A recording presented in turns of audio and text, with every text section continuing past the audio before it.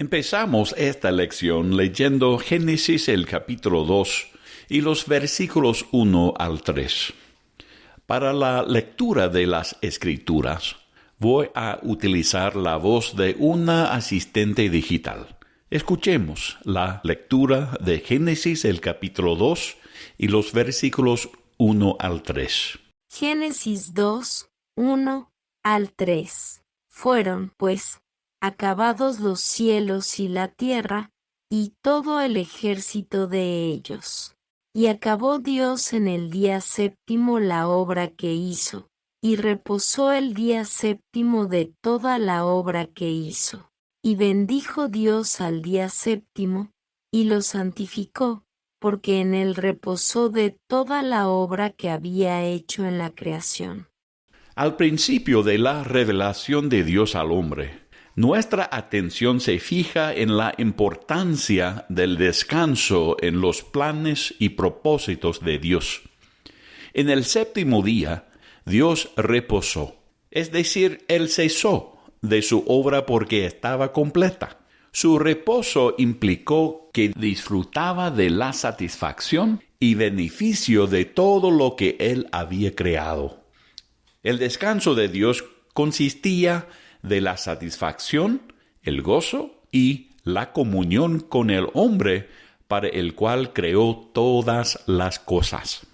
Este séptimo día es muy especial para Dios y se trata de manera diferente a cualquier otro día de la semana de la creación. Este día no se describe con la frase «y fue la tarde y la mañana el séptimo día». Indicaría que el reposo de Dios o el descanso que Él deseaba para el hombre no iba a terminar. La obra estuvo terminada. Además, el séptimo día fue el único día que Dios bendijo y santificó o apartó para su propio uso y propósito especial. A la luz del Evangelio de Jesucristo, entendemos que el propósito de Dios al fijar nuestra atención en el reposo del séptimo día, que más tarde se llama el día de reposo, era señalarnos al descanso espiritual que Dios ha provisto para la raza humana que se encuentra solo por fe en Jesucristo. Antes de estudiar la revelación completa de ese descanso, veamos cómo Dios desarrolló la revelación de su provisión del descanso para el hombre a través de la enseñanza de la observancia del día de reposo en la historia de Israel. Escuchemos la lectura de Éxodo, el capítulo 20 y los versículos 8 al 11. Éxodo 20, 8 al 11. Acuérdate del día de reposo para santificarlo. 6 días trabajarás y harás toda tu obra. Mas el séptimo día es reposo para Jehová tu Dios. No hagas en él obra alguna, tú, ni tu hijo, ni tu hija, ni tu siervo, ni tu criada, ni tu bestia, ni tu extranjero que está dentro de tus puertas. Porque en 6 días hizo Jehová los cielos y la tierra, el mar, y todas las cosas que en ellos hay, y reposó en el séptimo día. Por tanto, Jehová bendijo el día de reposo y lo santificó. La observancia del día de reposo ayudó a Israel a recordar que su Dios era el Dios de la creación, a diferencia de todos los ídolos de las naciones vecinas, que eran obras de la mano del hombre hechas de cosas que Jehová había creado con el poder de sus palabras. Recordaba a los israelitas que Jehová solo era digno de alabanza y servicio.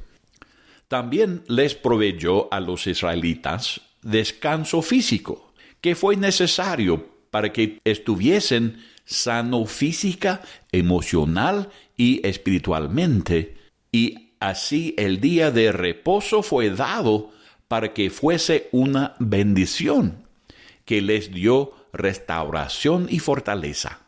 Esta bendición física y práctica del día de reposo también fue dado como tipo de la bendición, el descanso y la restauración y la fortaleza para el espíritu del hombre, que se encontraría en el descanso espiritual que estaba por venir por la fe en la obra de la redención hecha por Jesús en la cruz, que es una obra terminada y completa. El día de reposo llegó a ser señal del pacto entre Dios e Israel, así como leemos en Éxodo, el capítulo 31, y los versículos 12 al 17. Éxodo 31, 12 al 17. Habló además Jehová a Moisés, diciendo: Tú hablarás a los hijos de Israel, diciendo: En verdad vosotros guardaréis mis días de reposo, porque es señal entre mí y vosotros por vuestras generaciones, para que sepáis que yo soy Jehová que os santifico. Así que guardaréis el día de reposo, porque santo es a vosotros. El que lo profanare, de cierto morirá, porque cualquiera que hiciere obra alguna en él, aquella persona será cortada de en medio de su pueblo. 6 días se trabajará, mas el día séptimo es día de reposo consagrado a Jehová. Cualquiera que trabaje en el día de reposo, ciertamente morirá. Guardarán, pues, el día de reposo los hijos de Israel, celebrándolo por sus generaciones por pacto perpetuo. Señales para siempre entre mí y los hijos de Israel, porque en 6 días hizo Jehová los cielos y la tierra, y en el séptimo día cesó y reposó. El Dios de Israel, el Dios que los liberó de Egipto con mano fuerte y que hizo pacto con ellos en el monte Sinaí, es el Dios que creó todo de la nada. Pero a medida que los corazones de los hijos de Israel comenzaron a endurecerse contra Dios, sus caminos y sus propósitos, también descuidaron el día que les debía haber recordado constantemente de su poder, gloria y gracia. Así leemos en Jeremías, el capítulo 17, y los versículos 19 al 27. Jeremías 17, 19 al 27. Así me ha dicho Jehová: Ve y ponte a la puerta de los hijos del pueblo, por la cual entran y salen los reyes de Judá, y ponte en todas las puertas de Jerusalén, y diles: Oíd la palabra de Jehová, reyes de Judá, y todo Judá y todos los moradores de Jerusalén que entráis por estas puertas. Así ha dicho Jehová: Guardaos por vuestra vida de llevar carga en el día de reposo, y de meterla por las puertas de Jerusalén. Ni saquéis carga de vuestras casas en el día de reposo, ni hagáis trabajo alguno, sino santificad el día de reposo, como mandé a vuestros padres. Pero ellos no oyeron, ni inclinaron su oído, sino endurecieron su cerviz para no oír, ni recibir corrección. No obstante, si vosotros me obedeciereis, dice Jehová, no metiendo carga por las puertas de esta ciudad en el día de reposo, sino que santificareis el día de reposo, no haciendo en él ningún trabajo. Entrarán por las puertas de esta ciudad, en carros y en caballos, los reyes y los príncipes que se sientan sobre el trono de David, ellos y sus príncipes, los varones de Judá y los moradores de Jerusalén. Y esta ciudad será habitada para siempre. Y vendrán de las ciudades de Judá, de los alrededores de Jerusalén, de tierra de Benjamín, de la Cefela, de los montes y del Negev, trayendo holocausto y sacrificio, y ofrenda e incienso, y trayendo sacrificio de alabanza a la casa de Jehová. Pero si no me oyereis para santificar el día de reposo, y para no traer carga ni meterla por las puertas de Jerusalén en día de reposo, yo haré descender fuego en sus puertas, y consumirá los palacios de Jerusalén, y no se apagará. El descuido externo del día de reposo por parte de Israel fue una señal externa de su rebelión interna contra el Dios de la creación. Después del regreso del cautiverio del remanente judío, hubo un tiempo de avivamiento. El día de reposo y la ley se observaron por un tiempo por Israel, pero a medida que pasó el tiempo, la fe de Israel se degeneró en una mera política religiosa, con pocas personas que realmente entendieron y creyeron en las promesas y los propósitos de Dios, como se revelan en su palabra. Para cuando Jesús apareció en escena, el liderazgo judío había añadido tantas reglas y regulaciones al día de reposo que se convirtió en un día de esclavitud, temor y condenación, y no era más un día de descanso, satisfacción, gozo y comunión. El día de reposo era un arma que los fariseos usaban para oprimir y dominar a la gente, para promover sus propias agendas egoístas. Así leemos en Marcos el capítulo 2 y los versículos 23 al 28. Marcos 2, 23 al 28.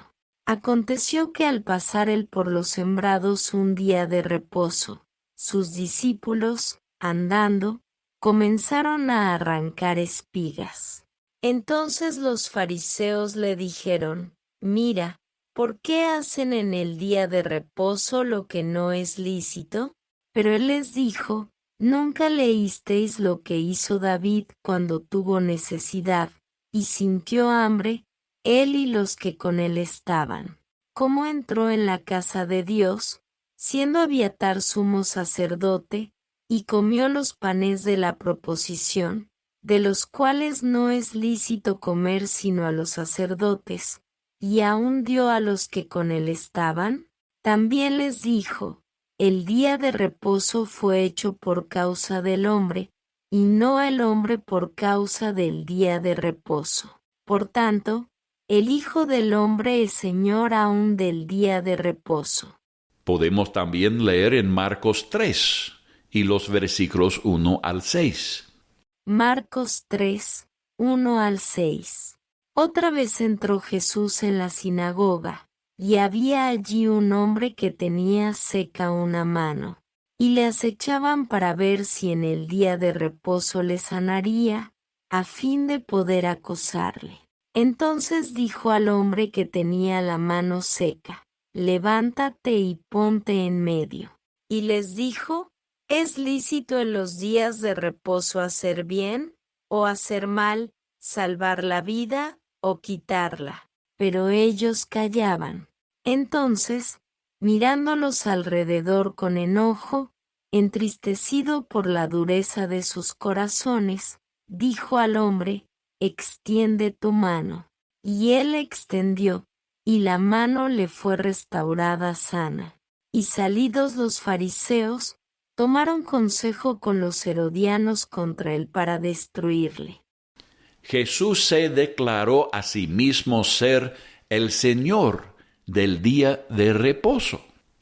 Él es quien lo estableció y quien le dio su significado y propósito.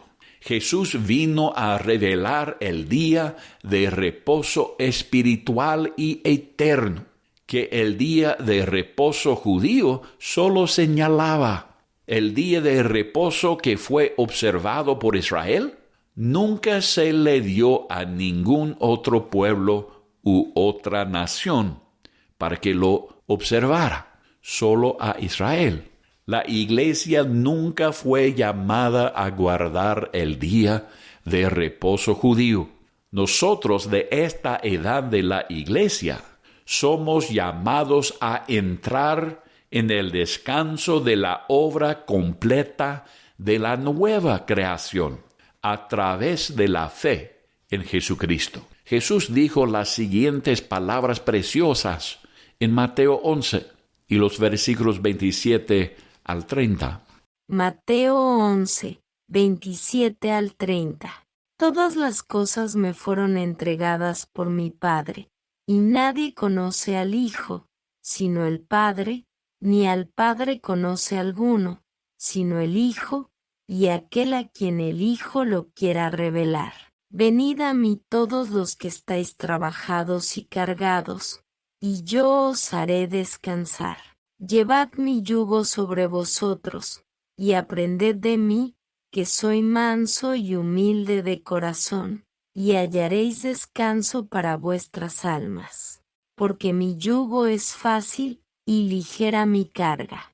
Es a este descanso espiritual y eterno del alma del hombre, al que Dios ha señalado desde el principio de la creación. Es un gozo y una comunión que se encuentran en la obra de redención que se completó en la cruz de Jesucristo.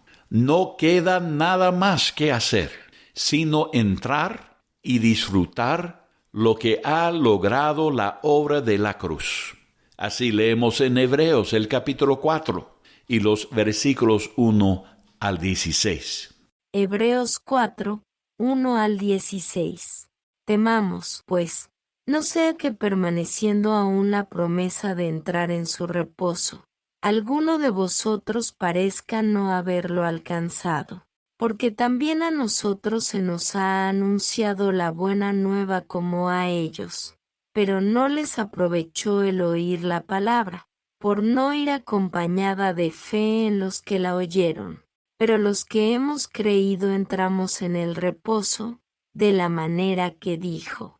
Por tanto, juré en mi ira, no entrarán en mi reposo, aunque las obras suyas estaban acabadas desde la fundación del mundo. Porque en cierto lugar dijo así del séptimo día, y reposó Dios de todas sus obras en el séptimo día. Y otra vez aquí, no entrarán en mi reposo. Por lo tanto, puesto que falta que algunos entren en él, y aquellos a quienes primero se les anunció la buena nueva no entraron por causa de desobediencia. Otra vez determina un día, hoy, diciendo después de tanto tiempo, por medio de David, como se dijo, si oyereis hoy su voz, no endurezcáis vuestros corazones, porque si Josué les hubiera dado el reposo, no hablaría después de otro día. Por tanto, queda un reposo para el pueblo de Dios, porque el que ha entrado en su reposo, también ha reposado de sus obras, como Dios de las suyas. Procuremos, pues, entrar en aquel reposo, para que ninguno caiga en semejante ejemplo de desobediencia, porque la palabra de Dios es viva y eficaz, y más cortante que toda espada de dos filos, y penetra hasta partir el alma y el espíritu, las coyunturas y los tuétanos, y discierne los pensamientos y las intenciones del corazón. Y no hay cosa creada que no sea manifiesta en su presencia. Antes bien todas las cosas están desnudas y abiertas a los ojos de aquel a quien tenemos que dar cuenta. Por tanto, teniendo un gran sumo sacerdote que traspasó los cielos, Jesús el Hijo de Dios, retengamos nuestra profesión. Porque no tenemos un sumo sacerdote que no pueda compadecerse de nuestras debilidades, sino uno que fue tentado en todo según nuestra semejanza, pero sin pecado. Acerquémonos, pues, confiadamente al trono de la gracia, para alcanzar misericordia y hallar gracia para el oportuno socorro. Hermanos, que seamos diligentes para descansar verdaderamente en quienes somos y en lo que hemos recibido en Cristo. El Creador del cielo y de la tierra nos ha dado el descanso eterno a través de la fe en la obra de la redención completa. Ahora podemos seguir leyendo el capítulo 2 de Génesis, leyendo los versículos 4 al 7. Génesis 2, 4 al 7. Estos son los orígenes de los cielos y de la tierra cuando fueron creados, el día que Jehová Dios hizo la tierra y los cielos, y toda planta del campo antes que fuese en la tierra, y toda hierba del campo antes que naciese, porque Jehová Dios aún no había hecho llover sobre la tierra, ni había hombre para que labrase la tierra, sino que subía de la tierra un vapor, el cual regaba toda la faz de la tierra. Entonces Jehová Dios formó al hombre del polvo de la tierra, y sopló en su nariz aliento de vida, y fue el hombre un ser viviente. En este pasaje, Moisés nos da más detalles de la semana de la creación que acaba de describir en el capítulo 1. El relato del capítulo 1 es como una vista de la semana de la creación desde el espacio exterior. Y los versos del capítulo 2 nos acercan para ver mejor los detalles que son importantes para entender el plan de Dios de la redención y para entender el propósito de la creación. En el capítulo 2 de Génesis, Dios se refiere 11 veces por el título Jehová Dios, o sea, Jehová Elohim. El énfasis es que Elohim, el soberano, supremo, creador del cielo y de la tierra, es el Jehová de Israel, aquel que escogió a Israel e hizo un pacto de gracia y promesa con Abraham y sus descendientes. Él es Jehová Elohim. Esta revelación y énfasis deberían haber dado a Israel gran consuelo y gozo. Este Dios que había prometido liberarlos de Egipto con mano poderosa y que les había prometido darles la tierra de Canaán, era capaz de cumplir todas sus promesas porque es Jehová Elohim, el creador del universo. Este mismo Dios es nuestro Padre Celestial, que ha prometido suplir todo lo que nos falta, según Filipenses 4:19. Filipenses 4:19. Mi Dios, pues, suplirá todo lo que os falta conforme a sus riquezas en gloria en Cristo Jesús. Tenemos también la promesa de Romanos 8:32. Romanos 8:32. El que no escatimó ni a su propio Hijo, sino que lo entregó por todos nosotros, ¿cómo no nos dará también con él todas las cosas? Pedro nos dice que Dios nos ha dado preciosas y grandísimas promesas en 2 Pedro 1:2-4.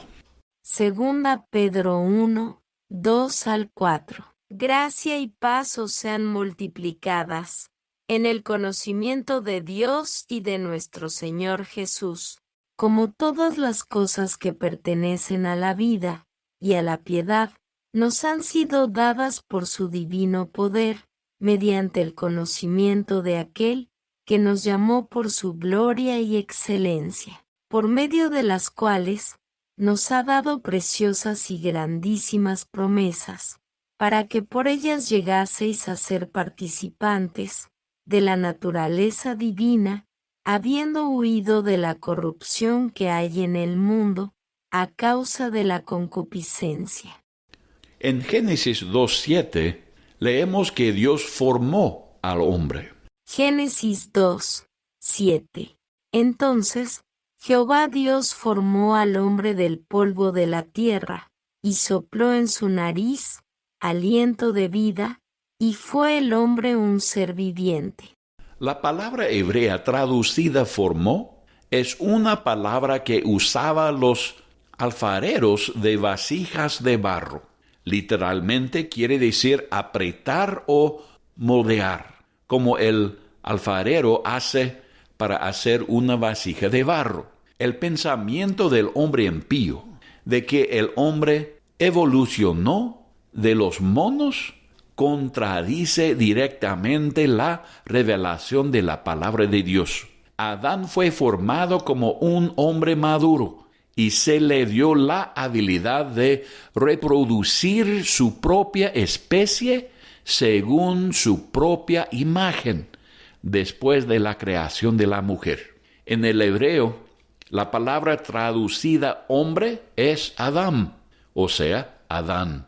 Una palabra hebrea que es traducida polvo o tierra es Adamá. Adán fue formado del polvo de la tierra y es terrenal, así como Pablo nos enseña en 1 Corintios 15 y los versículos 45 al 49.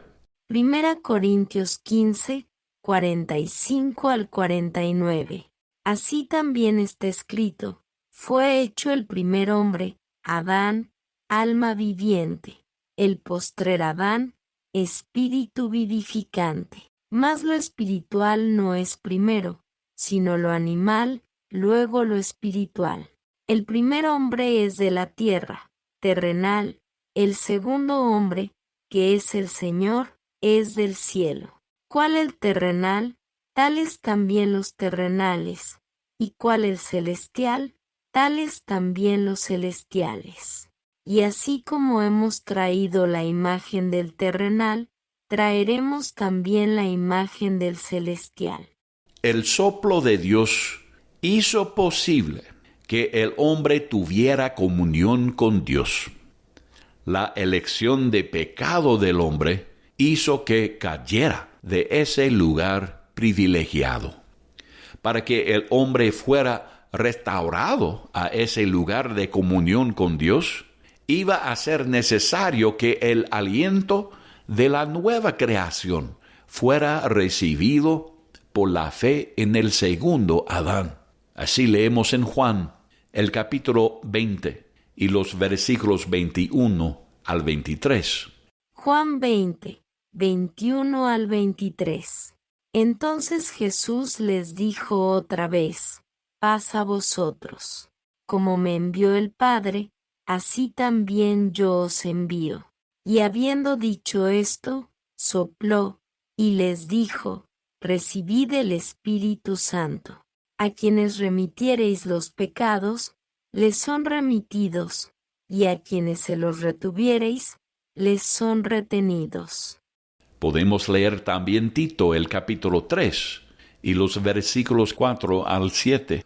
Tito 3, 4 al 7. Pero cuando se manifestó la bondad de Dios, nuestro Salvador, y su amor para con los hombres, nos salvó, no por obras de justicia que nosotros hubiéramos hecho, sino por su misericordia, por el lavamiento de la regeneración, y por la renovación en el Espíritu Santo, el cual derramó en nosotros abundantemente, por Jesucristo nuestro Salvador, para que justificados por su gracia, viniésemos a ser herederos, conforme a la esperanza de la vida eterna.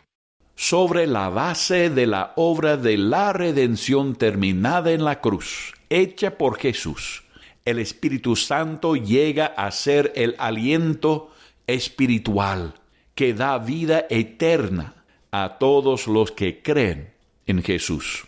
El creyente llega a ser una nueva criatura en Cristo y recibe la vida eterna. Gloria a Dios por la nueva creación y por el descanso que hay en saber que mi salvación es una obra terminada y completa. No tengo que trabajar y procurar apagar la deuda de mis pecados, porque Jesús ya lo hizo. Ahora disfruto del gozo, de la paz y de la comunión con Dios que resultaron por la obra de la redención terminada.